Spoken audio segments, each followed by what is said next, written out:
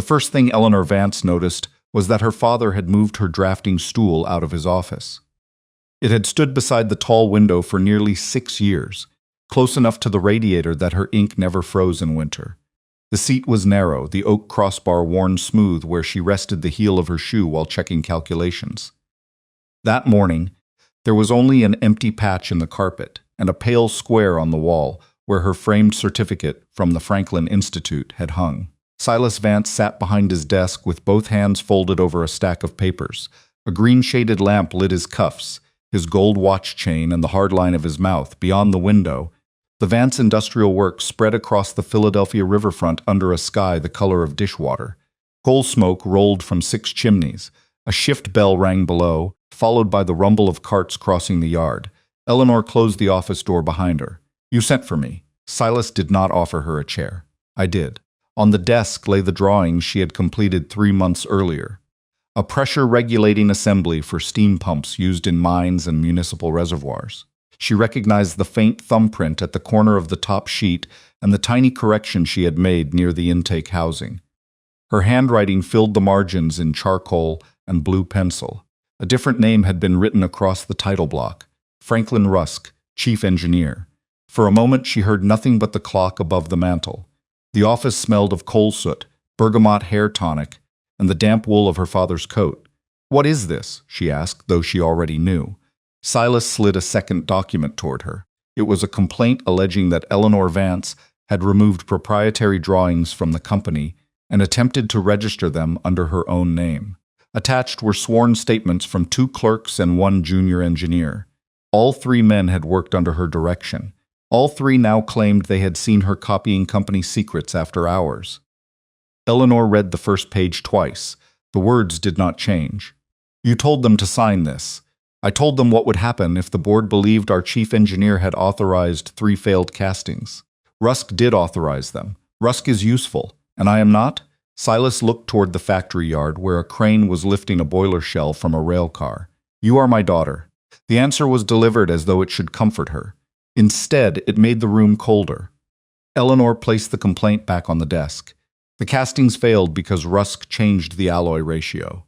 He reduced the manganese to save money. I warned him that the housings would crack under repeated heating and cooling. The board does not wish to hear another lecture on thermal fatigue. They will wish they had listened when one of those pumps bursts. Silas's jaw tightened. The board wishes to avoid a public inquiry. Investors are nervous. The company has borrowed against 2 new contracts, and the newspapers are already asking why the mine pump in Scranton failed after 11 weeks. "So you are giving them a thief." "I am giving them an explanation." He opened the top drawer and removed a train ticket, a small leather purse, and a sealed envelope. The ticket was for a line west. The final printed destination was Benson, Arizona Territory.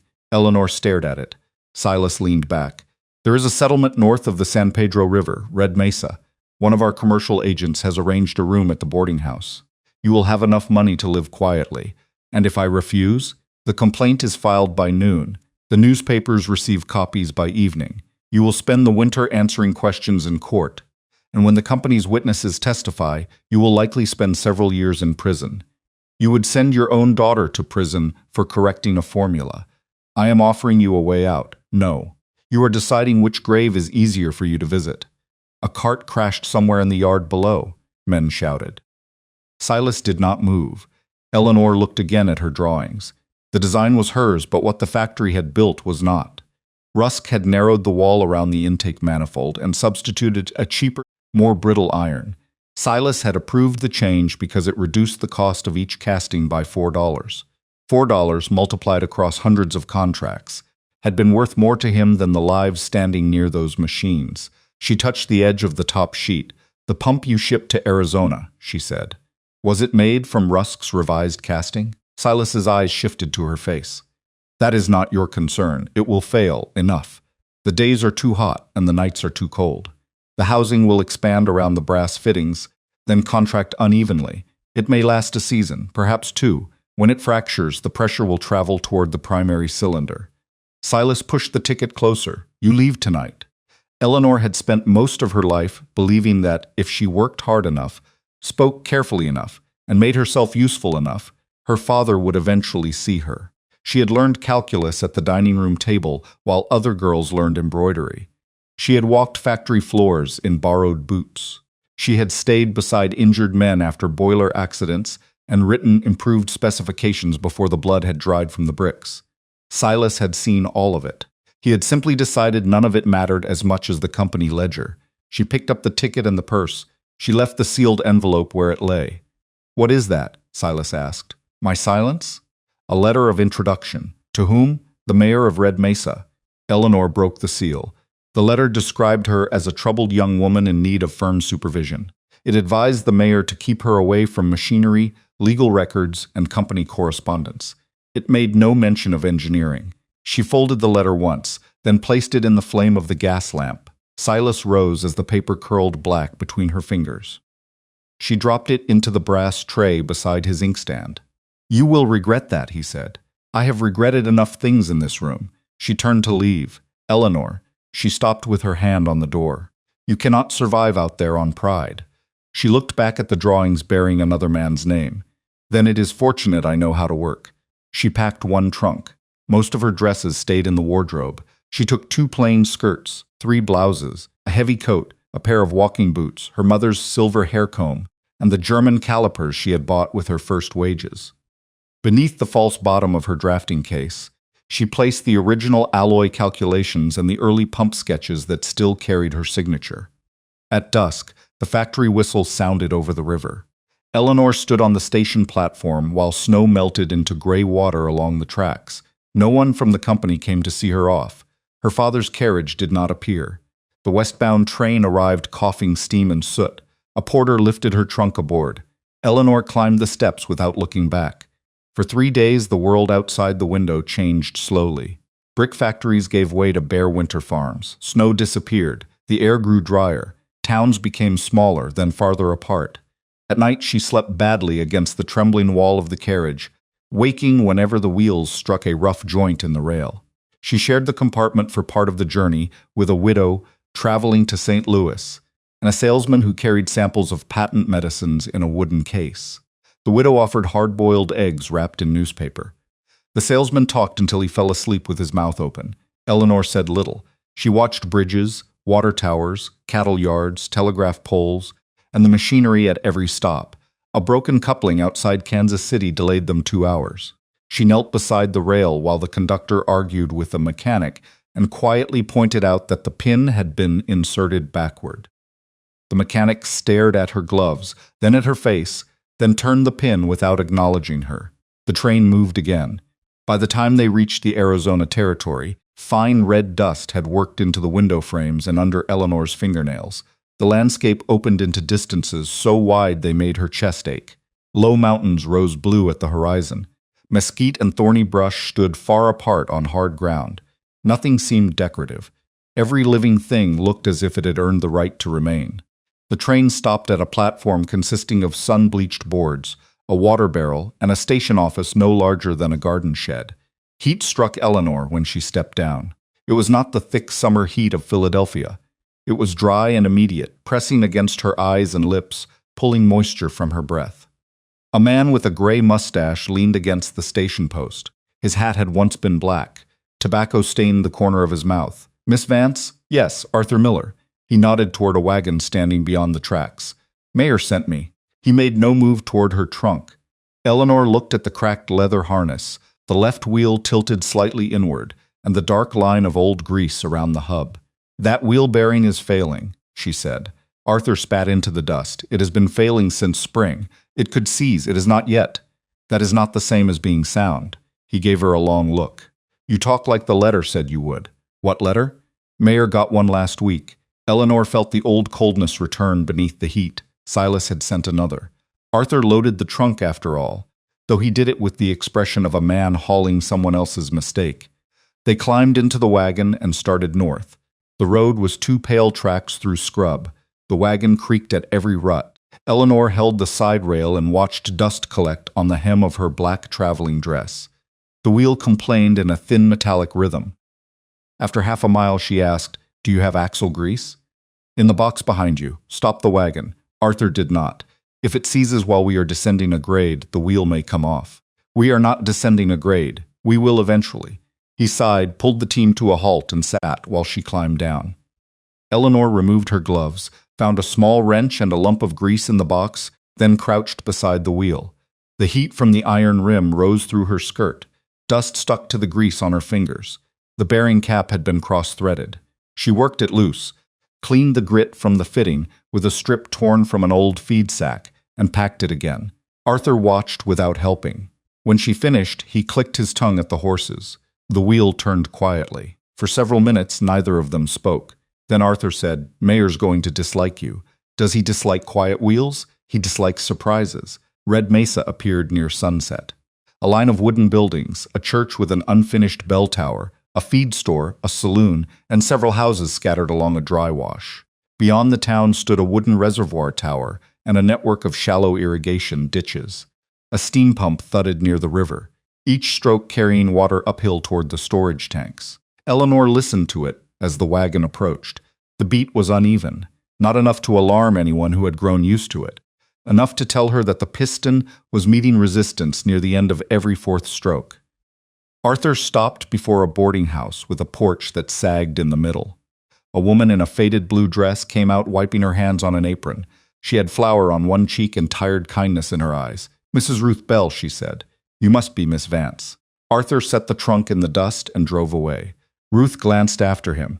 He warms up around the third year. The boarding house smelled of boiled beans, lye soap, and coffee kept too long on the stove. Eleanor's room was narrow, with a rope bed, a washstand, a cracked mirror, and one window facing the reservoir. The walls clicked as they released the day's heat. Ruth brought a pitcher containing less than a quart of water. "We wash in the morning," she said. "Pump's been weak this week, so mind what you use." Eleanor poured a little into the basin. The water was warm and carried a faint taste of iron when she wet her lips. From somewhere beyond the edge of town came the clear ring of a hammer striking an anvil. It sounded once, paused, then sounded again. The rhythm was steady, patient, and exact. Eleanor stood by the window until darkness covered the road. Morning arrived with chickens scratching beneath Eleanor's window and someone pumping a dry handle in the yard. She dressed in her least formal blouse and the dark skirt already marked by travel. The water in the pitcher was gone after she washed her face and hands. Ruth served corn cakes, beans, and coffee, strong enough to hide the mineral taste of the water. 3 men at the long dining table stopped speaking when Eleanor entered. One folded a newspaper and placed it beside his plate. She saw her own name in the headline before he covered it with his hand. "Philadelphia heiress accused in industrial theft." Ruth set down a cup with more force than necessary. "Breakfast is for chewing," she said, not staring. The men bent over their plates. Eleanor ate without appetite. Outside, a bell rang twice at the mayor's office. Ruth pointed across the road with her coffee spoon. "Barnaby Thorne will be expecting you. He expects everyone, whether he sent for them or not." Mayor Thorne's office had 1 window, 2 maps, and a ceiling fan that did not turn. The mayor was a narrow man with sun-browned skin and a vest too heavy for the climate. A folded copy of the Philadelphia paper lay on his desk beside a letter bearing the Vance Company seal. He did not ask her to sit. "Your father writes that you require privacy," he said. "My father has always preferred privacy when the truth might cost him money."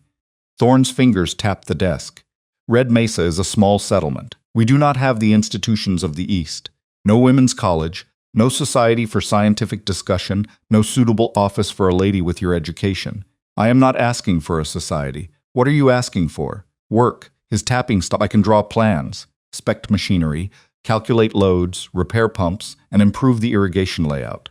Your reservoir engine is laboring on every 4th stroke. The western retaining wall is settling. The station wagon has a damaged bearing, and your office ceiling fan could be running if someone replaced the leather belt." Thorne looked up at the motionless fan as though it had betrayed him. "There is no engineering position here. Then call it something else." He pushed the newspaper toward her. "Miss Vance, I cannot place town equipment in the hands of a person accused of stealing industrial designs. Accused by the man who stole them. I have only your word for that. And you have only his money behind the other version." The mayor's mouth flattened. "You may remain at Mrs. Bell's until Friday. After that, Arthur can return you to the railhead. There are mining camps farther north. They are less particular about reputations. Are they also less particular about working pumps? Good day, Miss Vance." Eleanor stepped out into white sunlight. The boardwalk boards were hot through the soles of her boots. Across the street, two women stood outside the mercantile, speaking quietly until she passed. A boy rolled a hoop through the dust, then stopped to watch her. At the livery, Samuel Higgins leaned over the open hood of a small portable steam engine. He was broad through the chest, with sandy hair and a red face. A brass badge on his suspenders read Town Mechanic. He wiped his hands on a rag and smiled without warmth. "You are the factory girl, engineer. So the paper says thief." He laughed. "At least you read carefully." The engine beside him gave a rough cough. Steam escaped around a valve stem. "Your packing gland is loose," Eleanor said. Higgins's smile disappeared. "I did not ask. You will lose pressure. I've maintained every machine in Red Mesa for 9 years.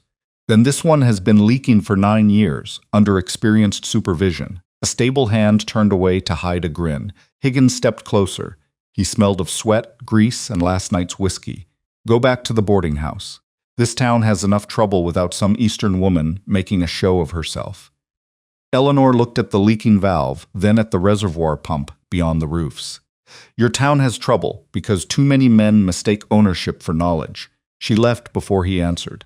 The hammer sounded again as she crossed the dry wash. It came from a low building at the foot of a red ridge, built of river stone and thick cedar beams, a lean-to-shaded stacks of scrap iron, wagon tires, plowshares, rail spikes, broken axles, lengths of chain. The air smelled of charcoal, hot scale, and singed leather. Inside, a man stood at the anvil holding a curved bar with long tongs. He was tall, with broad shoulders and black hair tied at the nape of his neck. A leather apron covered a faded work shirt. Old burns marked his forearms. He raised the hammer and struck once, turned the metal, struck again.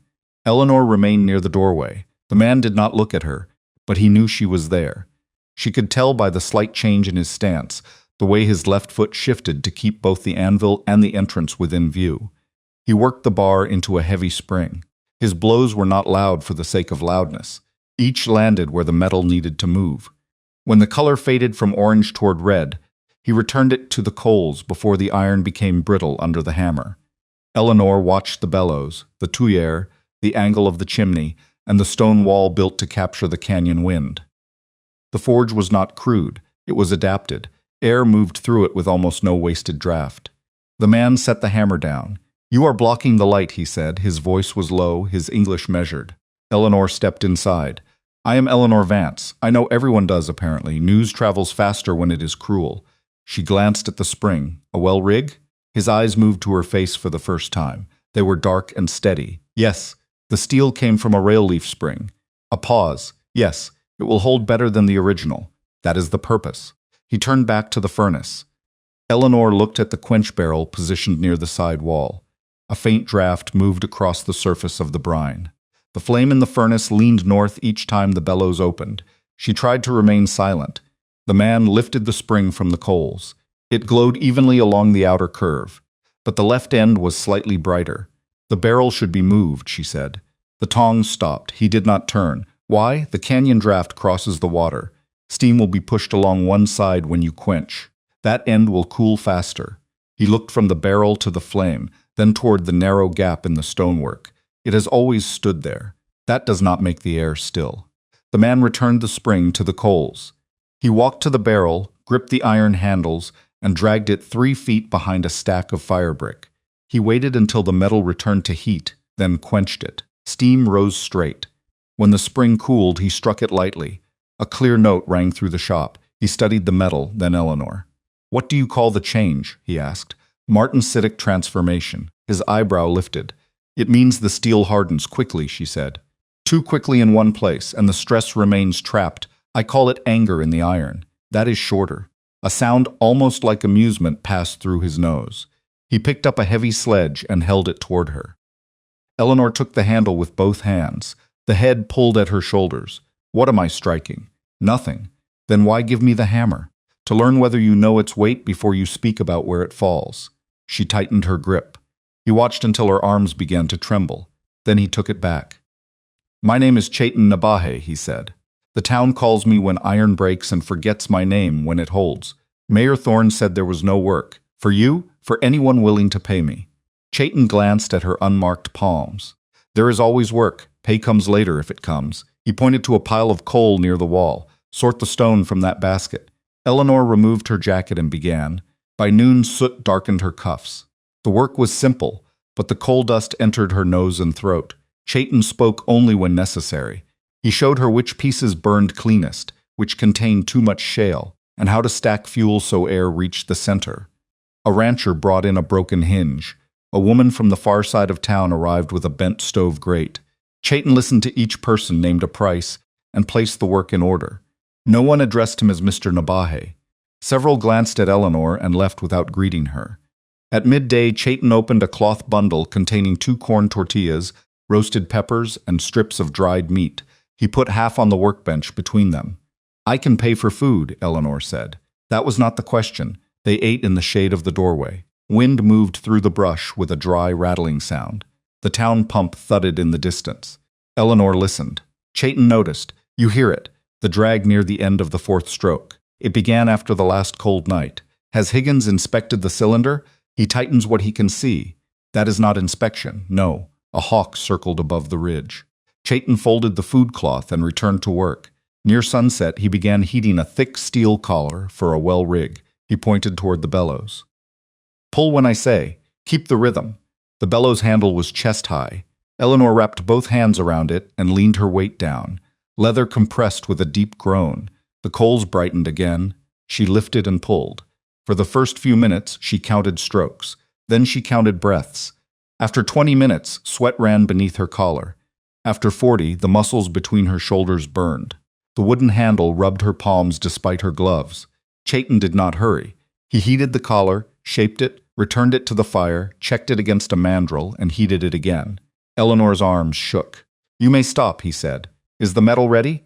"No, then I am not stopping." An hour passed. A blister opened beneath her right palm. She smelled blood before she felt it. Her gloves grew slick. The furnace light blurred at the edges of her vision. Chaitton placed one hand on the bellows arm and stilled it.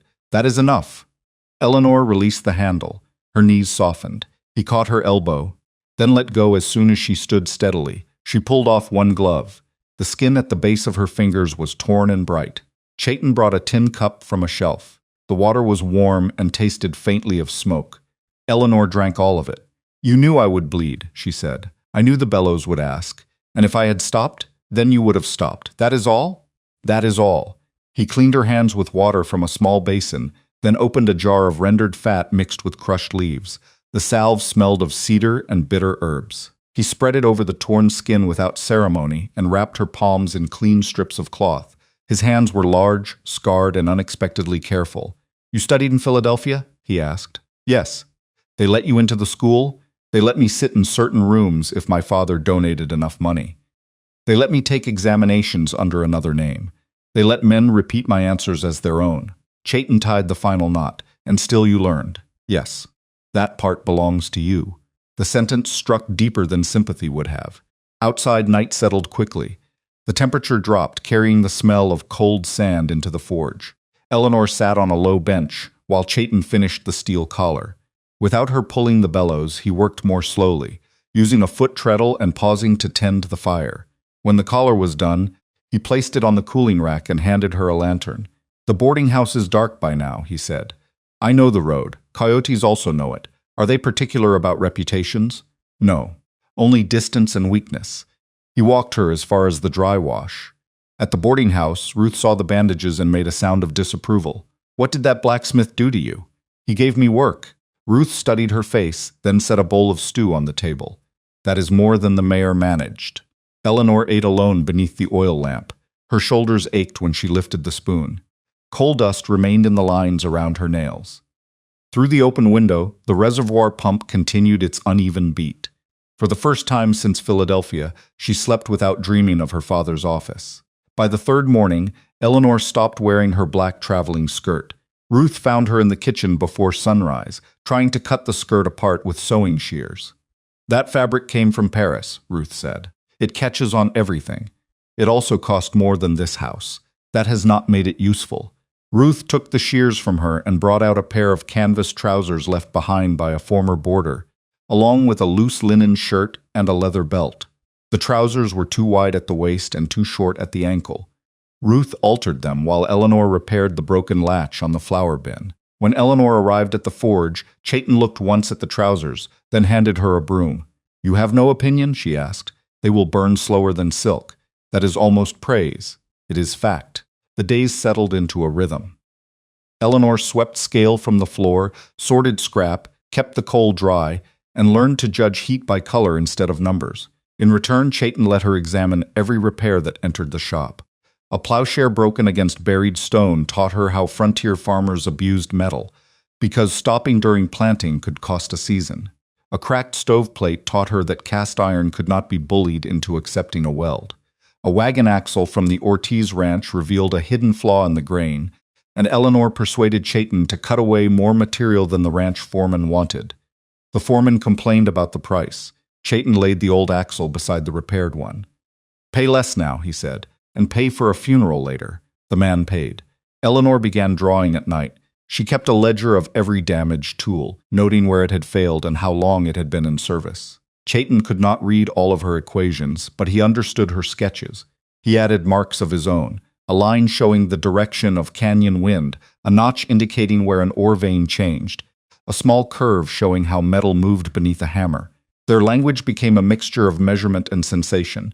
"Too much carbon," Eleanor would say. "Too proud," Chaitton would answer. "You never stress." Old anger, insufficient annealing, did not rest before being asked to carry weight.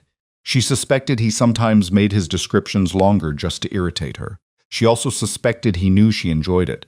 At noon they ate whatever each had brought. Ruth sent beans in a jar, biscuits wrapped in cloth, or slices of apple dried on the boarding house roof. Chaitton brought roasted corn, venison, or small onions cooked in ash. He drank coffee without sugar. Eleanor tried it once and told him it tasted like a burned horseshoe. "You drank all of it," he said. "It would have been wasteful not to. You speak often of waste. I grew up in a factory. Waste was the only sin my father truly believed in." Chaitton looked toward the fire. Men often hate in others what they practice most. He did not ask more about Silas, and Eleanor was grateful. Her father occupied less space in the forge than he had anywhere else. There were too many immediate things to notice. The hiss when hot iron touched water, the sour smell of overheated oil, the grain of cedar under her fingertips, the small changes in Chaitton's expression when a weld took properly. She learned that he had repaired railroad equipment for 6 years before returning to Red Mesa. He had worked in crews from New Mexico to California, sleeping in camps where men accepted his skill but not his company. The forge had belonged to his uncle, who taught him to work iron alongside older methods of shaping copper and silver. When his uncle died, the town tried to buy the land cheaply. Chaitton refused. Since then, Red Mesa had needed him and resented needing him. "Why stay?" Eleanor asked one evening. Chaitton was filing the teeth of a saw. "The spring is here, the one below the East Ridge. My mother's people used it before there was a town." Eleanor understood. The forge was not simply a shop, it was an anchor. Red Mesa did not welcome her, but it began to bring her broken things. The first was a hand pump from a widow named Mrs. Alvarez, whose well handle had jammed. She arrived after dusk so fewer people would see her. Chaitton was finishing a set of hinges, so Eleanor opened the pump casing on the workbench. Sand had worn a groove in the leather seal. She cut a new washer from an old harness, softened it in oil, and adjusted the linkage. Mrs. Alvarez worked the handle twice. Water rose cleanly through the spout. "What do I owe?" she asked. Eleanor glanced at Chaitton. He said, "2 eggs." The widow returned the next morning with 6. After that came a sewing machine with a bent shaft, a grain mill with misaligned teeth, and a lantern whose fuel valve had been tightened until the brass split. Eleanor repaired what she could and referred the rest to Chaitton. Sometimes people paid her. Sometimes they left food. Once, a little girl placed a blue glass marble on the workbench and whispered that it was all she had. Eleanor repaired the tin windmill the girl had brought and kept the marble in her pocket. The work changed her hands. Blisters became hard skin. Coal dust settled permanently along the cuticles. A small burn appeared on her left wrist after she reached too close to a heated rivet. She stopped noticing the weight of the hammer and began noticing how it rebounded. Chaitton corrected her without softness. "Do not fight the handle. I am not fighting it. The hammer disagrees." He stood behind her, not touching, and demonstrated the motion with his own arm. Shoulder loose, wrist straight. Let the weight fall and guide it back. Eleanor tried again. The hammer struck the center of the iron. Better, he said. She turned. That was praise. It was fact. Samuel Higgins came to the forge on the 6th day. He rode in near noon with a cracked governor arm from the reservoir pump tied behind his saddle. Dust covered his boots. A dark line of sweat ran down the front of his shirt. I need this welded, he said to Chaitton. Chaitton examined the fracture. It should be replaced. There is no replacement.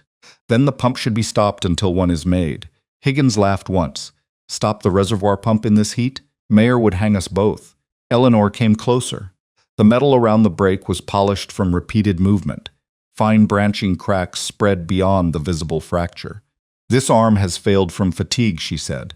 A weld will only move the break farther down. Higgins did not look at her. I asked the smith. The smith is telling you the same thing. I can hear him. Chaitton set the governor arm on the bench. I will make a new one. How long? 2 days. I have 2 hours. Then you have one broken arm. Higgins stepped into the shop, his face reddening. The pump is company equipment. Vance equipment, as a matter of fact. He looked at Eleanor. Perhaps the famous engineer can wave her stolen papers over it. Eleanor picked up the governor arm and turned it in the light. The casting mark near the hinge was unmistakable. VIW Vance Industrial Works. Below it was a batch number she remembered from the factory ledger. The pump had been built 18 months earlier, after Rusk reduced the manganese content. Her throat tightened. When did the rhythm change? She asked. Higgins snatched the arm from her. It did not. It drags on the 4th stroke. That is normal under load. No. It suggests the piston rod is binding as the housing heats. Have you measured the intake casing at dawn and at midday? I do not need a woman in borrowed trousers telling me how a pump sounds. You need someone to tell you before it kills you. Higgins turned to Chaitton. Weld it? No. Mayor Thorne can close this forge. He has tried. For several seconds, only the furnace sounded. Higgins grabbed the part and mounted his horse. When the mayor asks why the reservoir stopped, I will tell him who refused the repair. Tell him why it needed one. Eleanor called after him. He rode away. Chaitton began sorting lengths of steel. You will make the arm? Eleanor asked. Yes. For a man who will not use it? For the pump. They worked until after dark. Eleanor measured the original dimensions from memory and from the wear marks she had seen. Chaitton forged a new arm from reclaimed rail steel, leaving extra thickness near the hinge. Eleanor drilled the pivot hole by hand, turning the brace until her shoulders ached. At midnight they set the finished piece on the bench. Chaitton looked toward town. He will come back. He may come too late. The next morning the heat arrived early. By 8, the boarding house kitchen was stifling. Ruth rationed water into tin cups and covered the crock with a damp cloth. The reservoir tank dropped 4 inches overnight, she said. Thorne says there is a leak in the north ditch. There may be, Eleanor said. But the pump is losing output. Ruth placed a biscuit on her plate. Can you fix it? If they let us inspect it. That is not what I asked. Eleanor thought of the housing, the flawed alloy, and the uneven pulse she heard even through the open window. I do not know. Ruth nodded as if honesty were enough. By noon, the town had begun to smell of hot wood, animals, and dust. Cattle crowded the shade beside the holding pens. The shallow irrigation ditches narrowed to muddy threads. Men carried barrels from the reservoir under Thorne's order, while women filled every jar and kettle they owned. At the forge, Eleanor and Chaitton repaired a water wagon whose rear axle had bent under too much weight. The iron was heating when the emergency bell began to ring. It was not the church bell. This sound came from the reservoir tower. 3 rapid strikes, a pause, then 3 more. Chaitton dropped the tongs.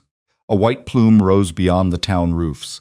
A moment later they heard the crack. It rolled across the valley like distant thunder. Eleanor was already running before the echo faded. The reservoir pump stood in a shallow excavation beside the river, surrounded by a wooden platform and a maze of pipes. Steam poured from the main housing in a screaming white jet. Workers scattered up the slope. Higgins stood on the platform swinging a wrench at a valve wheel that would not move. Mayor Thorne pushed through the crowd when he saw Eleanor and Chaitton. Nabahe, he shouted. The casing has split. Higgins says the pressure cannot be released. Eleanor climbed onto the lower platform. Higgins blocked her. Get off. She ignored him and crouched close enough to see the fracture. It ran from the intake manifold toward the primary cylinder, exactly where she had predicted. The metal around it had turned dark purple. 2 rivets had already sheared. The pressure gauge trembled near the red mark. How long has it been venting? She asked. 10 minutes, Thorne said. 17, said a pump operator behind him. Eleanor looked at Higgins. Why is the secondary release closed? It's seized. Because you have been striking the housing while it is hot. I was trying to seat a patch. You were driving the crack toward the cylinder. Higgins raised the wrench. I will not be corrected in front of my own crew. Then be corrected in private after we keep them alive. She turned to the operator. Kill the fire under the boiler. Close the fuel draft, not the water intake. If you starve the boiler, the pressure will begin to fall. Higgins grabbed her arm. Chaitton's hand closed around his wrist. There was no flourish in the movement. Chaitton simply removed Higgins's grip and stepped between them. Do not touch her, he said. The mechanic backed away, more from the certainty in Chaitton's voice than from force. Eleanor pointed toward the feed line. Open the bypass in quarter turns, slowly. If the cold water enters too fast, the cylinder may split. The operator hesitated and looked at Thorne.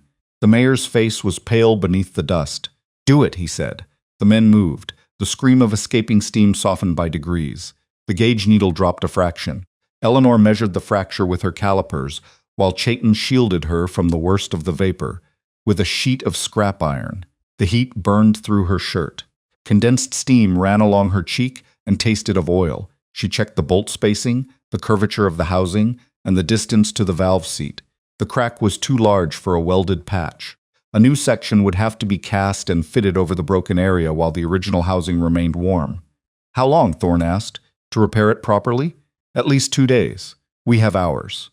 Then we do not repair it properly. We build a reinforced saddle housing, spread the load around the fracture, and seal it against the intact section. Higgins barked a laugh. You cannot cast a pressure housing in a blacksmith shop.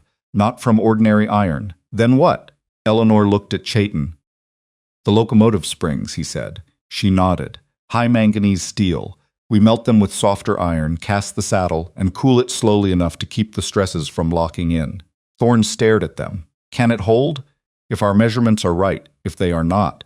The housing fails when you restart the pump. The mayor looked toward the dry ditches.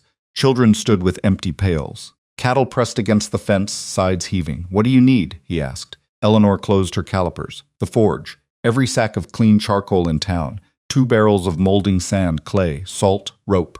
4 strong men who follow instructions, and no interference from Samuel Higgins. Higgins stepped forward. Thorne, no, the mayor said. It was the first time Eleanor had heard him speak without hesitation. Higgins looked around at the people watching him. Shame, fear, and anger moved across his face. You are putting Red Mesa in the hands of a thief and an Apache, he said. Thorne's eyes moved to the split housing and the useless patch plate on the ground. I am putting it in the hands of the 2 people who knew it was failing. The crowd went quiet. Eleanor did not feel vindicated. There was too much work ahead. She turned toward the forge. Bring the materials now, she said. We pour before midnight. By late afternoon, Red Mesa had emptied half its sheds into Chaitton's yard. Boys rolled barrels of molding sand up the slope. Ranch hands carried sacks of charcoal. Ruth arrived with 2 kettles of beans, a basket of bread, and a water crock guarded as carefully as gold. Mayor Thorne sent 4 laborers from the reservoir, then remained near the doorway as if unsure whether he had the right to enter. Chaitton gave each man a task. 1 crushed charcoal. 2 broke the locomotive springs into lengths that would fit the crucible. The 4th mixed sand and clay in a wooden trough. Eleanor spread paper over the workbench and drew the saddle housing from the measurements she had taken. It would not replace the entire cracked section. There was no time for that. Instead, the new casting would fit over the damaged curve like a second skin, bolting into sound metal on both sides and carrying the pressure past the fracture. She drew the inner channel twice, then scraped it away and drew it again. Thorne watched from several feet away. Is something wrong? The first angle would trap steam behind the plate. You corrected it. I noticed it. Is that not the same? No. Eleanor measured the curve again. Correction happens after a mistake is made. I am trying not to pour the mistake into steel. The mayor took off his hat. Sweat had pasted his hair flat. Miss Vance. About this morning, carry those fire bricks to the furnace wall. He blinked. We need more insulation, she said.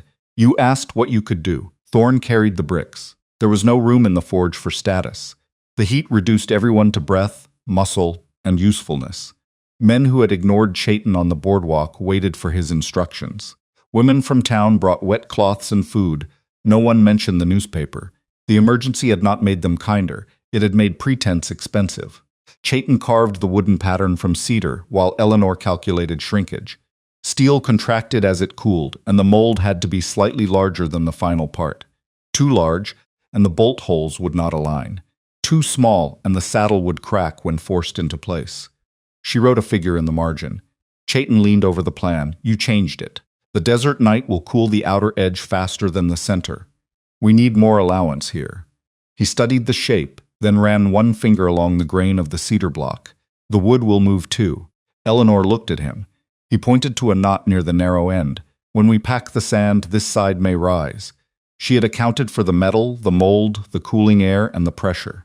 She had not accounted for the cedar pattern changing under the damp sand. I would have missed that, she said. You did not grow up cutting wood, and you did not grow up calculating contraction tables. No. They looked at the plan between them. Eleanor adjusted the figure. Chaitton cut around the knot. Near sunset, the laborers lifted the completed pattern into the drag box. Eleanor sifted fine sand over it, filling every groove before coarser material was packed around the shape. She worked with bare fingertips because gloves dulled her sense of pressure. The sand was cool at first. Then the repeated tamping reopened a split in her palm. A dark spot spread through the cloth wrapped around her hand. Chaitton saw it. We stop and bind it again. We lose heat. We have not charged the furnace. We lose time. You lose blood. I have more. His mouth tightened. That is a foolish argument. It is also true. Chaitton took the rammer from her and handed it to one of the laborers. Then he led Eleanor to the back bench, poured clean water over the cut, and wrapped it with a fresh strip of linen Ruth had brought. His fingers paused around her wrist. You do not have to prove the bellows again, he said. I am not proving anything. You work as though stopping will let Philadelphia catch you. The words landed with uncomfortable accuracy. Outside, someone split wood with an axe. A mule brayed in the road. The ordinary sounds made the quiet between them more intimate. Eleanor looked toward the furnace. When I was 12, one of the small boilers ruptured at my father's mill. A packing boy named Thomas was burned. He was 15. I had noticed the pressure gauge sticking 2 days earlier, but I was afraid to tell the foreman because he had laughed the last time I spoke on the floor. Chaitton waited. Thomas lived, she said. He lost part of one hand. After that, I promised myself I would never stay silent when I saw a machine becoming dangerous. That promise was made by a child. It was made for a reason. A promise can be true and still be carried badly. She met his eyes. He tied the linen firmly, but not tight enough to stop circulation. You do not honor the injured by becoming another injury. Eleanor had no answer. Chaitton released her hand. For a second, neither moved. The forge light caught the fine lines beside his eyes and the pale edge of an old scar near his temple. Who taught you to say things like that? She asked. My uncle. Usually after I had done something foolish. Did you listen? Not until much later. A shout from the yard broke the moment. The first crucible was ready. They charged it with pieces of locomotive spring, softer scrap iron, and a measured amount of manganese-rich ore Chaitton kept in a covered bin. The mixture mattered. Too much hard steel and the casting would be brittle. Too much soft iron and it would stretch around the bolts. The furnace consumed fuel at a frightening rate. Air from the great bellows turned the center of the coals from orange to yellow, then nearly white. Heat rolled out in waves. The stone walls became hot enough to warm the back of Eleanor's shirt without touching her. She took the bellows first. A reservoir laborer relieved her after 15 minutes. Chaitton had arranged the men in shifts so no one weakened the rhythm. Each pull fed the fire. Each pause lowered the temperature they had fought to reach. The sun dropped behind the ridge. Red Mesa disappeared into blue shadow. Lanterns were hung from beams and posts, though the furnace soon made them unnecessary. Ruth moved among the workers with cups of water. She forced Eleanor to drink twice. Mayor Thorne hauled charcoal until his vest was black. Even Arthur Miller appeared from the railhead with a wagon carrying salt and 2 bags of clay. Train crew heard the pump went down, he said. Figured you would either need this or coffins. Clay is better, Eleanor said.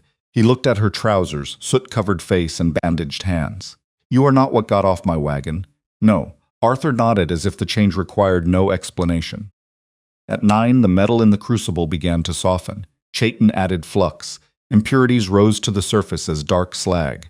He skimmed them with a long iron spoon while Eleanor watched the color. A clean melt had a movement of its own. The surface did not merely glow, it rolled beneath the crust, heavy and bright. Eleanor had seen steel poured in factory foundries where 50 men worked beneath cranes. She had never seen so much depend on one crucible, one furnace, one pair of steady hands. Higgins arrived shortly before 10. No one had sent for him. He stood at the edge of the yard with his hat in his hands, looking smaller than he had at the reservoir. Thorne stepped toward him. "You were told to stay away. I came to warn you." Higgins looked at the furnace. "That crucible is too small. They will have to pour twice. The first metal will begin setting before the second reaches it. There will be a cold seam." Eleanor turned from the mold. He was right. Their crucible could not hold the full volume. She and Chaitton had planned 2 quick pours through separate gates, but any delay between them might create a weak boundary inside the casting. "We calculated the interval," she said. "You calculated it for a steady furnace," Higgins replied. "The draft drops after midnight, always has. Canyon air shifts when the ground cools." Chaitton looked toward the chimney flame. The fire was already leaning less strongly than it had an hour earlier. Higgins swallowed. "I know this place, not the steel. The place." The easy answer would have been to send him away. Eleanor looked at Chaitton. He asked Higgins, "Can you keep the second crucible at heat while we pour the first?" Higgins glanced at the bellows. "Yes. If you fail, the casting fails. I understand, do you?" The mechanic's face tightened. "My father built the first water wheel in Red Mesa. I have spent 9 years making sure no one forgot it. When the steam pump came, I thought if I admitted I did not understand it, the town would have no use for me." He looked at Eleanor. "So I tightened bolts. I blamed the machine. Then I blamed you." No one spoke. The furnace roared behind them. Eleanor pointed to the spare apron. "Put that on. When Chaitton calls for air, you pull. You do not stop unless he tells you." Higgins nodded. It was not forgiveness. It was work. At 10:30, the first crucible reached pouring temperature. Chaitton tested it with an iron rod, watching how the metal clung and fell. Eleanor checked the mold vents for the 4th time. A low whistle carried from the reservoir. The pressure was rising again. One of the operators arrived on horseback, nearly falling when he dismounted.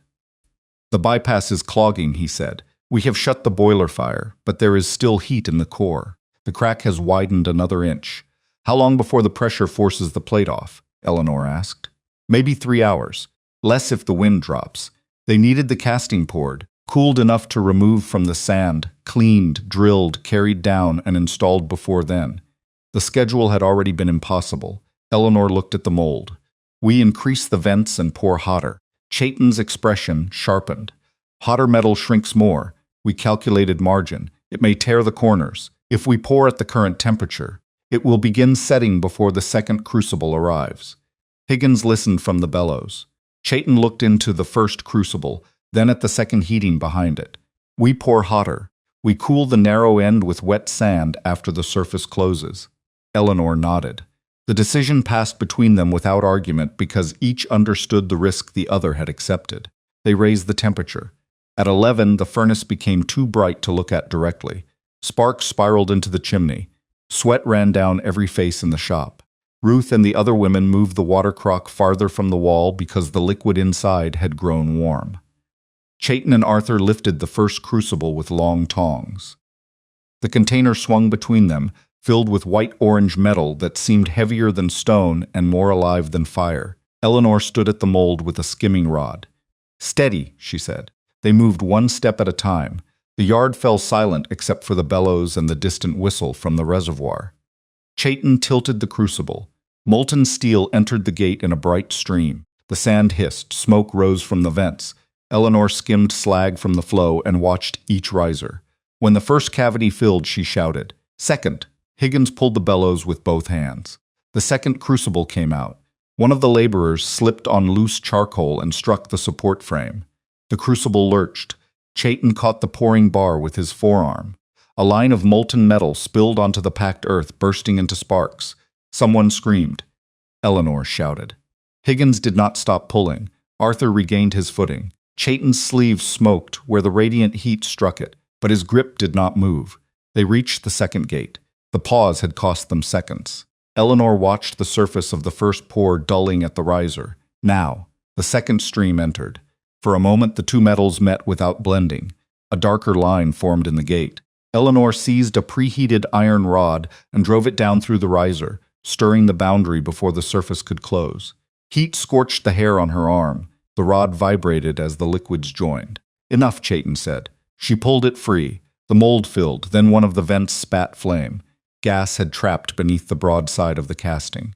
Eleanor grabbed a thin steel spike and pierced the sand at the point she had marked on the plan. A blue tongue of fire shot past her shoulder. The trapped gas escaped with a deep cough. The mold settled. No one moved for several breaths. Chaitton set down the empty crucible. The front of his shirt was scorched. A red burn marked his forearm. Eleanor reached for him. "I am not injured," he said. "You are burned. It will wait." She looked at the mold. It glowed dull red beneath the sand. So much of her life had been spent waiting for men to admit she was right. At that moment, being right meant nothing. The casting either held or it did not. They covered the mold with hot sand and firebrick to slow the cooling. At the narrow end, Eleanor packed damp sand in a controlled band, drawing heat away just fast enough to balance the heavier section. Chaitton checked the temperature by holding his palm near the surface. Eleanor used a small pyrometer she had saved from Philadelphia, but its glass scale had cracked on the train. She relied on color, time, and his judgment. Midnight passed. The reservoir whistle sounded again, shorter and weaker. The workers ate standing. No one tasted the food. Eleanor sat on an overturned bucket while Ruth cleaned the burn on Chaitton's arm. "You are both determined to make my kitchen into an infirmary," Ruth muttered. Chaitton's eyes remained on the mold. Eleanor leaned toward him. "When this is over, you will rest. Is that an order?" "Yes. You have been at the forge less than 2 weeks. And already someone must provide sensible leadership." The corner of his mouth moved. Ruth looked between them and hid a smile in the cloth she was folding. At 1 a.m, Eleanor scraped away a small section of sand near the riser. The metal had darkened enough to expose, but the center remained hot. They could not wait for complete cooling. They would have to break the mold early, remove the casting while it was still above safe handling temperature, and finish it on the way down. "That may warp it," Higgins said. "It may," Eleanor replied. "And if we wait, the pump bursts." He nodded and lifted a shovel. Together the town broke open the mold. Steam and hot dust rolled across the yard. The saddle housing emerged black-red, rough with sand, its edges still glowing in the dark. Chaitton struck off the gates. Eleanor inspected the surface with a lantern held close, no visible cold seam. No collapsed corner. One small pocket near the upper flange could be ground away without weakening the wall. "It is sound," she said. Chaitton tapped the casting with a hammer. The note was low, even, and clean. He met her eyes. "It is honest." They drilled the bolt holes while the metal continued cooling. Higgins operated the hand press. Arthur and Thorne filed the edges. Eleanor checked every spacing against the paper pattern and the numbers in her ledger. At 2:15, the reservoir bell began ringing without pause. The operator's horse appeared at the bottom of the road. Ryder bent low over its neck. "The temporary plate is moving," he shouted. "Steam is cutting through the bolts." Chaitton wrapped the casting in wet burlap. Vapor rose at once. Eleanor gathered her calipers, wrenches, drift pins, and the new governor arm they had made before the crisis. Higgins saw it on the bench. "You made that for me?" "We made it for the pump," Eleanor said. He picked it up carefully. The wagon was loaded. 4 men climbed aboard with tools and rope. Ruth pressed a cup of water into Eleanor's hands. "Drink before you become too proud to remember," she said. Eleanor drank. Chaitton took the reins. The team lunged forward. As the wagon descended toward Red Mesa, the forge disappeared behind them in sparks, steam, and the first faint gray of morning. The reservoir pit looked like the mouth of a furnace. Steam poured through the temporary patch in pulsing sheets. Lanterns hung from the platform rails, their light turning the vapor yellow. The pump no longer made a steady mechanical beat. It shuddered, paused, then struck again with a deep metallic blow that traveled through the earth. People had gathered along the ridge despite Thorne's orders. Families stood beside water barrels and empty buckets. Some had blankets around their shoulders against the pre-dawn cold. The cattle pens had gone strangely quiet. The wagon stopped near the upper platform. Chaitton jumped down first. He and Arthur pulled back the wet burlap. The new housing was no longer glowing, but heat rolled from it. Eleanor touched the outer edge with the back of 2 fingers. Still expanding. "It will match the old casing better now than after sunrise," Chaitton said. Higgins descended into the pit carrying the governor arm. He stopped halfway down, staring at the machine he had spent years pretending to understand. The temporary plate had bowed outward. Each pulse of pressure lifted its center, and one bolt head was half torn through the metal. "We cannot work beside that," Arthur said. "We will not," Eleanor replied. "First we bleed the boiler." "The release valve is seized," Higgins said. "The main release is. The inspection drain beneath the feed cylinder is smaller, but it opens into the lower trench." Higgins frowned. "That drain has not been used in years. Then pray the rust has not welded it shut." They crossed the platform. Heat rose through the iron grating. Eleanor's boots slipped on condensed oil.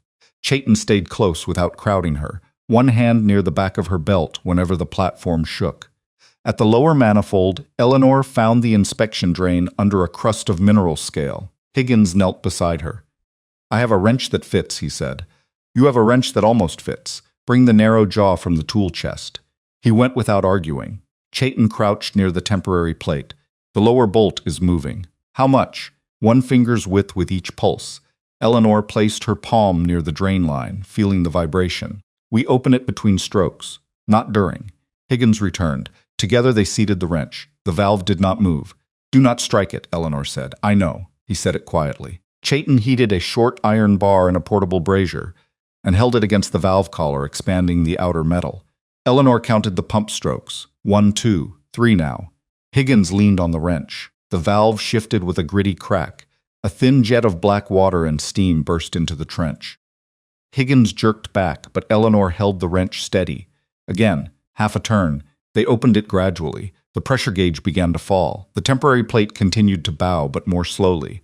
"Boiler fire?" Eleanor shouted. "Out," called the operator. "Feed water? Close to a trickle. Keep it there."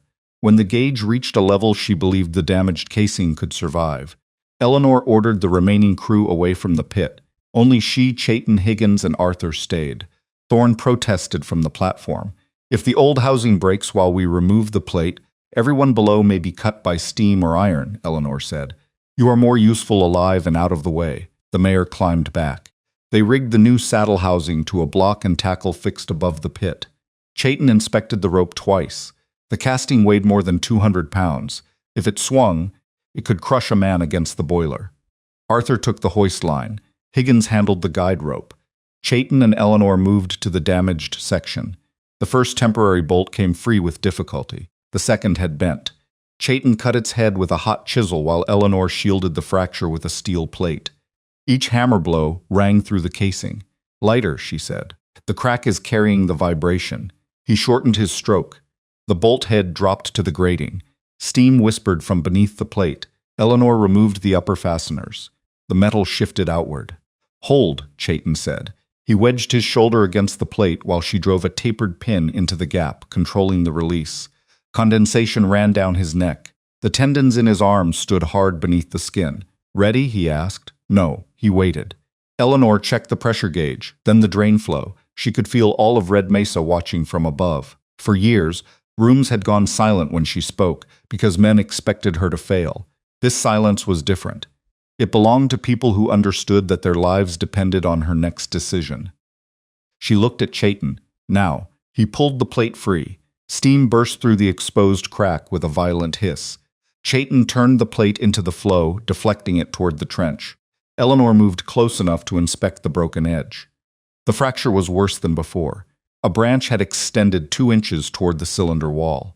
Their saddle housing still covered it, but the upper flange would rest near damaged metal. "We need to move the top bolts outward," she said.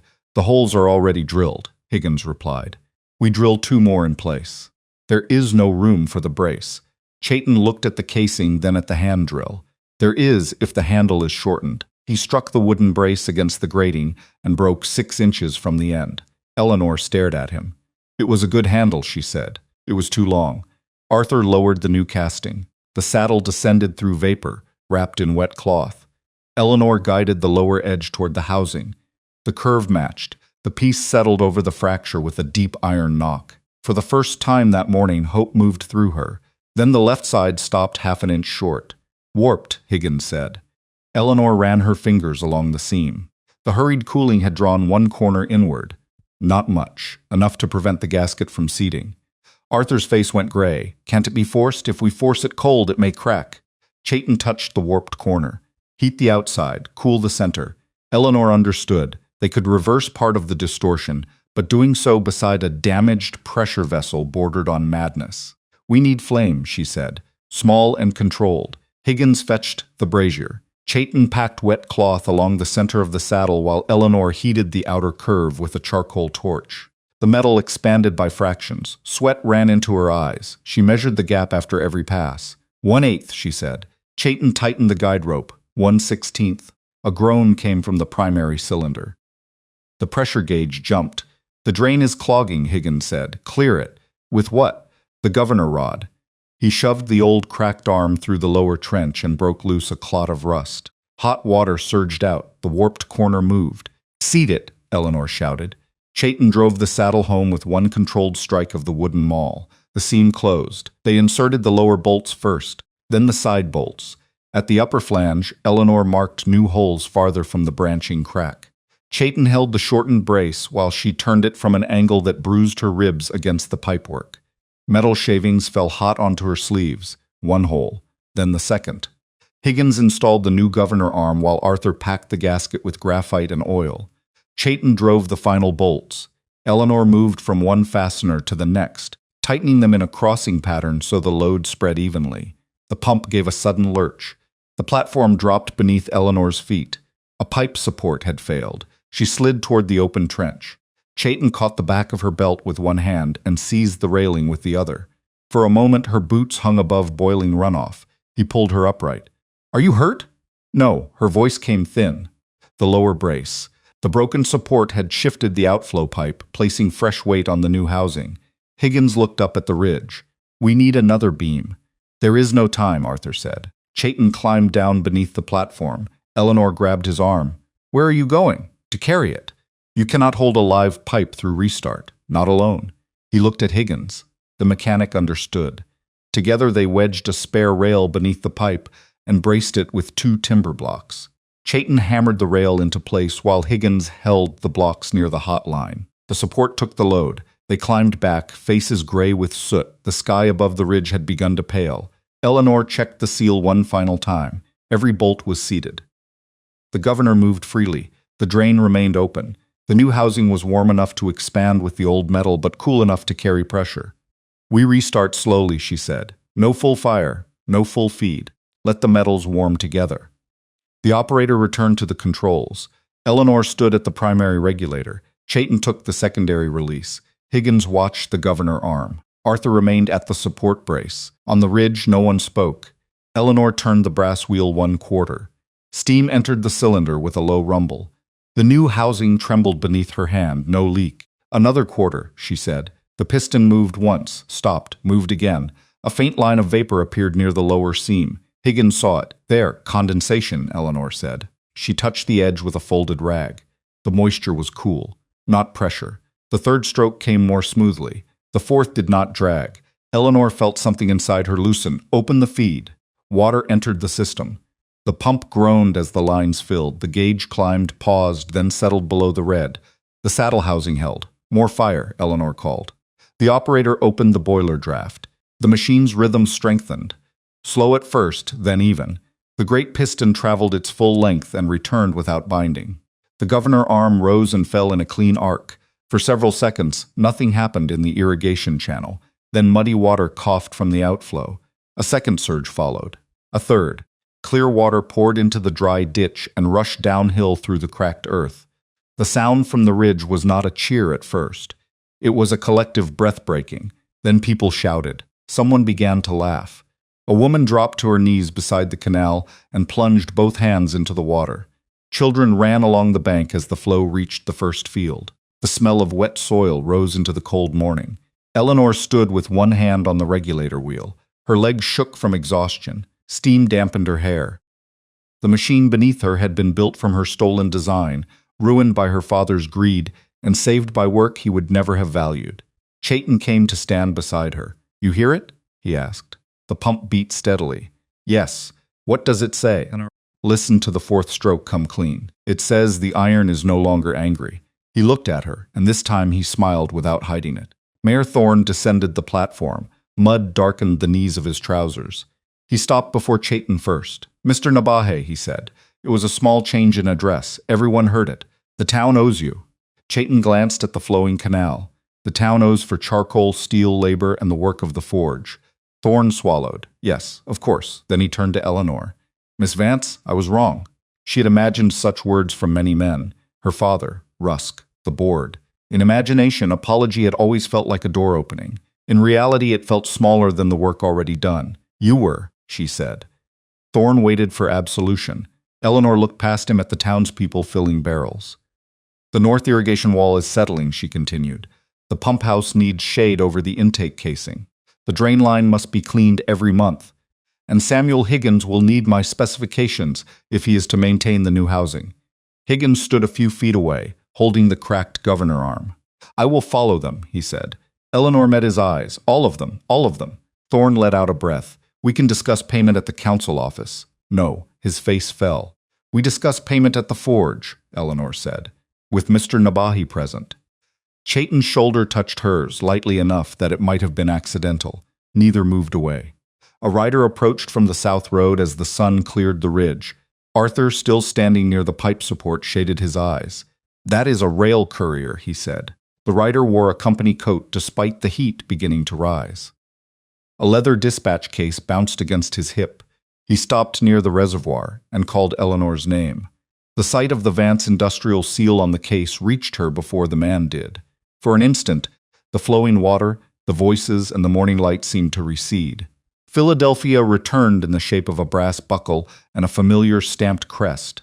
The courier dismounted and removed a thick envelope. Miss Eleanor Vance? She did not take it immediately. Who sent you? Silas Vance. Personal and urgent. The envelope was clean, cream-colored, and entirely wrong in a place covered with mud and soot. Eleanor accepted it with blackened fingers. The seal broke with a dry snap. Inside were 3 documents and a letter written in Silas's own hand. The first document stated that the complaint against Eleanor Vance had been withdrawn after the discovery of administrative irregularities in the engineering department. The second carried the signature of a federal judge and declared that she was no longer subject to prosecution. The third offered her the title of Director of Experimental Engineering at Vance Industrial Works, along with a salary large enough to buy every building on Red Mesa's Main Street. Silas's letter was brief. Eleanor, recent events have made it clear that misunderstandings occurred during a period of considerable pressure. Rusk has left the company. The board is prepared to recognize your contributions, provided the matter is handled with discretion. You may return without fear of embarrassment. A private car will be waiting at Benson tomorrow morning. There is much work to be done. Your father, Silas Vance, not one sentence said, I am sorry. Not one said I lied. He had not forgiven her. He had discovered he needed her. The courier waited beside his horse. I was instructed to return with your answer. Eleanor folded the letter. When did Rusk leave? 2 weeks ago, ma'am. Why? The courier looked toward the running pump. I do not know the particulars. You carried urgent company dispatches across a territory and do not know why the chief engineer left? He shifted his weight. There was an accident at a copper mine in Nevada. One of the Vance pressure units ruptured. After that, 2 contracts were suspended. The shape of the truth settled into place. Silas had waited until his stolen work began destroying the company. Only then had he cleared her name. How many were hurt, she asked. 2 badly. Eleanor closed her eyes. Thomas at 15, the burned men in Scranton, now 6 more in Nevada. The same chain of decisions, each link polished by respectable men. Chaitton stood beside the regulator, giving her privacy without leaving her alone. He did not look at the papers. His attention remained on her face. The courier cleared his throat. The private car departs at 8. Mr. Vance expects. My father has mistaken expectation for authority before. Should I tell him you refuse? Eleanor looked at the water moving through Red Mesa. Ruth was helping Mrs. Alvarez fill a barrel. Mayor Thorne had removed his coat and was carrying buckets. Higgins knelt beside the new governor arm, oiling the pivot exactly as she had instructed. Tell Silas Vance I received his offer. And your answer? I will send it when I decide how much it deserves. The courier seemed uncertain whether this was an insult. He mounted and rode back toward town. Eleanor placed the papers inside her shirt to keep them dry. The legal pardon felt stiff against her skin. Chaitton turned the regulator 1 degree, listening to the pump. You do not ask what I will do, she said. It is your choice. You have no opinion? I have many. Yet you say nothing. If I ask you to stay, you may one day believe you stayed for me. If I tell you to go, I become another man deciding where you belong." Eleanor looked down at her hands. The bandages were gray with oil. A fresh line of blood had appeared across the right palm. "What if I want to know whether I would be missed?" Chaitton's expression changed, not dramatically, but enough. The guarded stillness in him gave way to something warmer and more vulnerable. "The forge was quiet before you came," he said. "I did not know how quiet." The pump continued its even beat beneath them. Eleanor's throat tightened. She could have answered with a clever remark. Instead, she reached for his burned forearm and rested her fingers below the bandage. "I would miss it too," she said. "The forge, you know better." For a moment, they stood close enough that the rest of the reservoir vanished behind steam. Chaitton touched the soot on her cheek with the back of one finger. The gesture was slow, giving her time to move away. She did not. Their first kiss was brief and tasted of smoke, salt, and cold morning air. It was not a promise made in desperation. It was an acknowledgement of something already built between them, strike by strike, over water cups, drawings, and shared heat. When they separated, Arthur Miller was studying the far ridge with exaggerated attention. Higgins looked directly at them, then returned to the governor with a faint smile. Eleanor laughed once, from exhaustion more than embarrassment. "Come," Chaitton said. "You need sleep. So do you. I will sleep after the pump runs 1 hour without change. Then I will stay 1 hour." They sat on the platform with their backs against the warm pipe casing. The sun rose. The water kept flowing. At the forge later that morning, Eleanor placed Silas's pardon on the workbench. The shop looked altered after the night's work. Sand covered the floor. Empty charcoal sacks lay near the wall. A burned patch marked the yard where molten steel had spilled. The air held the tired smell of cold ash and wet burlap. Chaitton banked the remaining coals. He did not watch as Eleanor read the letter again. She tried to imagine returning, a private car, a bath deep enough to cover her shoulders, clean sheets, the office stool restored beside the window. Men calling her Director Vance because the board had voted that her intelligence was useful again. She imagined walking through the factory yard while workers lowered their eyes. Uncertain whether she was victim, traitor, or heir, she imagined Silas introducing her at dinner without mentioning the forged complaint. She imagined spending years correcting machines he had allowed to fail, and never knowing when the next ledger would become more important than her life. The offer contained everything she had once wanted. It arrived after she no longer needed it. Eleanor folded the letter along its original crease. "My father says there is much work to be done." Chaitton placed a fresh piece of wood on the coals. "There is." She looked around the forge. A ranch plow waited near the door. Mrs. Alvarez's neighbor had left a broken well chain. On the bench lay the first sketch of a shaded pump housing with cooling fins designed for desert air. The work here was not grand by Philadelphia standards. It did not come with green shaded lamps or brass plaques. It came with dust, irregular payment, and people who might still cross the street to avoid Chaitton. It was also real. Eleanor held the pardon over the furnace. The edge browned. The paper curled toward the heat as if trying to escape. "Are you certain?" Chaitton asked. It was the first time he had asked. She thought of the 6 injured men in Nevada. "I am certain I will not return as his daughter asking permission," she said. "If the board wants my help, they may write to me here. They may admit what they did. They may pay the injured workers and publish the truth. Then I will decide whether to sell them a safer design." She released the papers. The seal blackened first. Then the judge's signature disappeared. The pardon became flame, then ash. Chaitton watched it settle.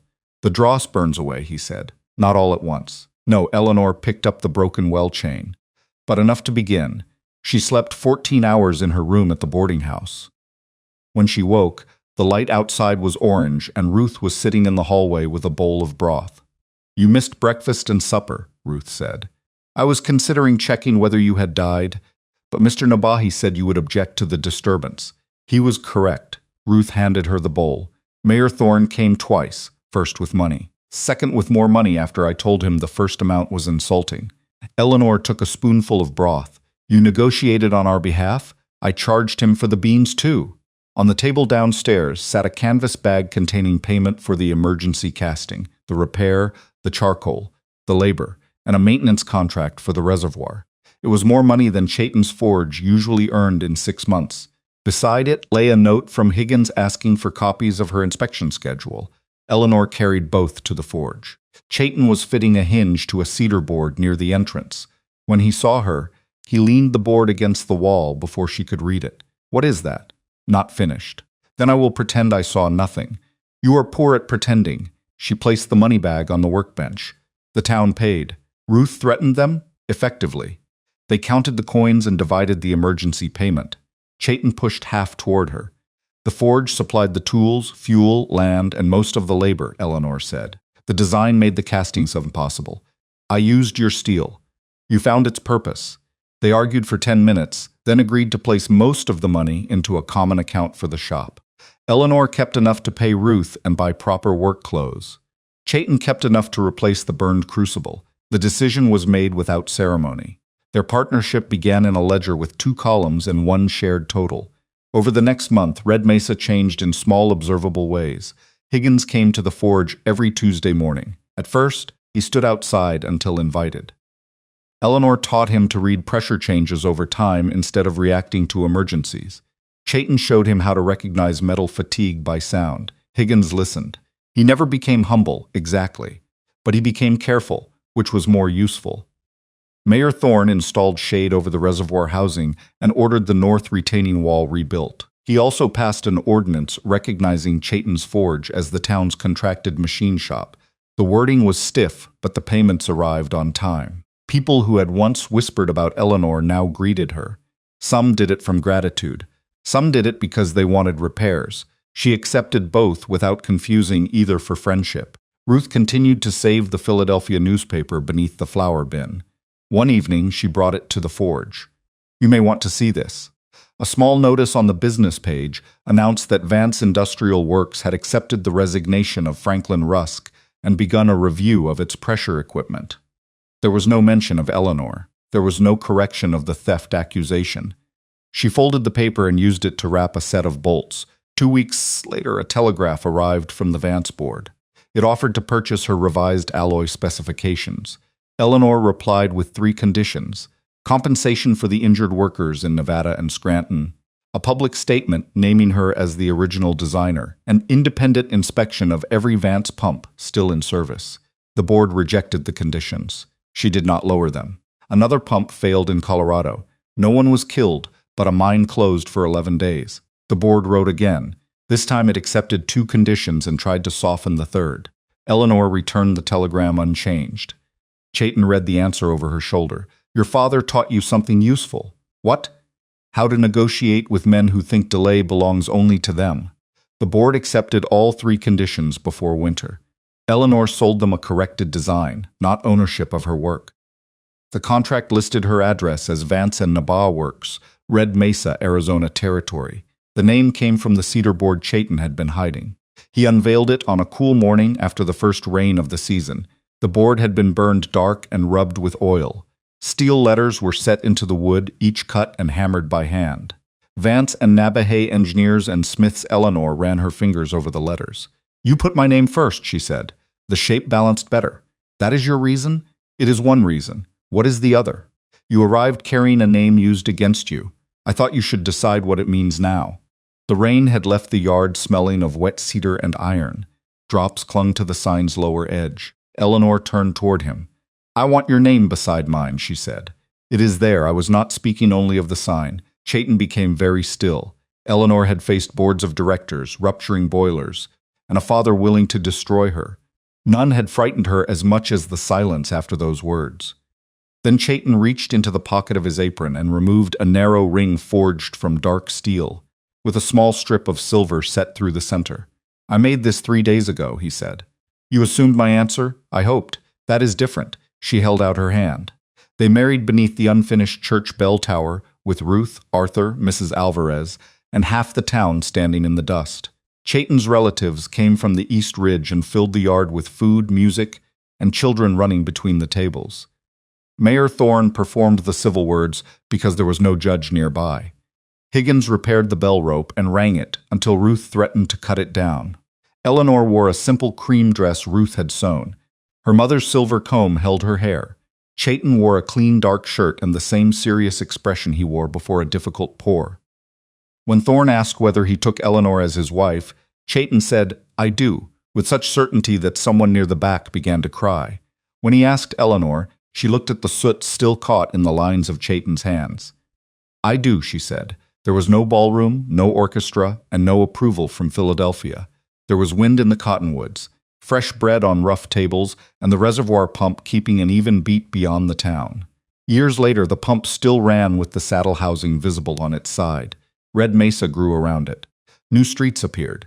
The church tower was finished. A school opened near the north ditch. Vance and Nabaha built smaller pumps for ranch wells, ore crushers for the mines, wind-driven lifting engines, and a portable steam unit designed with wide cooling fins and sand guards.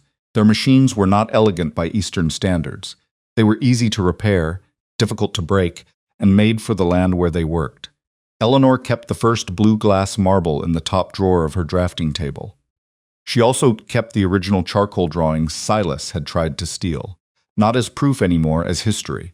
Their daughter Mara grew up between the forge and the drafting room. At 6, she could name every hammer by weight. At 8, she learned to add fractions by measuring bolt spacing. At 10, she asked why an old newspaper called her mother a thief. Eleanor was sorting invoices when Mara carried the yellowed page to the workbench. Outside, Chaitton was teaching 2 apprentices to temper a set of springs. The forge rang with measured blows. Because powerful people were afraid of being blamed for their own mistakes, Eleanor said. Did grandfather write it? He helped make it true enough for others to print. Did he ever say he was sorry? Eleanor looked toward the yard. Silas had written twice after the contract. The first letter praised the success of her revised design as though it had always belonged to the company. The second, sent after illness confined him to his house, asked whether she might visit Philadelphia. She had replied that he was welcome to come west when he was prepared to speak honestly. He never came. No, Eleanor told her daughter. He did not. Mara considered the newspaper. Does that make you sad? Sometimes. Does it make you want to go back? Eleanor took the page, folded it around a jar of spare washers, and tied it with string. No. Mara ran outside when Chaitton called her to listen to the ring of a newly tempered spring. Eleanor followed more slowly. The afternoon sun lay warm across the yard. Beyond the forge, a Vance and Nabaha pump drew water from a deep well into a stone trough. Horses drank. Cottonwoods moved in the wind. The air smelled of dust, hot metal, and rain somewhere beyond the ridge. Chaitton struck the spring once with a small hammer. A clear note rose above the shop. Mara smiled. It is honest. Chaitton looked at Eleanor over their daughter's head. Eleanor rested one hand on the scarred edge of the anvil. The iron was warm from the day's work. Philadelphia had called her a disgrace because it needed her to be smaller than the truth. The desert had not offered mercy. It had offered heat, labor, consequences, and a place where knowledge had to prove itself useful. She had arrived with one trunk, a stolen future, and hands that had never held a hammer long enough to bleed. Now the forge carried her name beside the name of the man who had never asked her to surrender it. Chaitton handed her the hammer. The next piece of iron was ready.